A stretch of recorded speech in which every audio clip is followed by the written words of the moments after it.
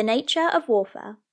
For most of the period, England was at war with either France, Scotland, or Wales. This meant that the composition and roles of armies were an important part of society in medieval England. Infantry were peasants who fought on foot and were at the bottom of the social hierarchy, so were treated poorly compared to other soldiers. They wore leather jackets and skull caps for protection, and their main task was to hold their position while their enemy attacked and fight their enemy infantry. This included archers, who used a bow and arrow or crossbows to attack the enemy. Mounted knights were gentry and nobility who fought on horseback and held a superior status to the infantry. They were armed with swords and lances and wore helmets and chainmail for protection. They were the most powerful force on the battlefield and charged into attack on horseback.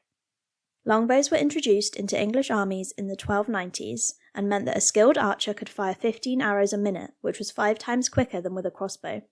They were longer ranged and more powerful, so could pierce through chainmail.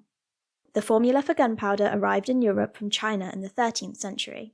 It was used to fire cannons, which quickly became a standard weapon in British warfare.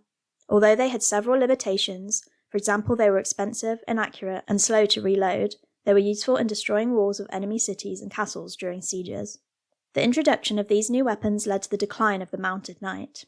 Longbows were effective against enemy on horseback, as were the pikes and schiltron formations, which were tightly packed infantry that were used by the Scottish army under William Wallace in battles against the English in 1297 and 1314.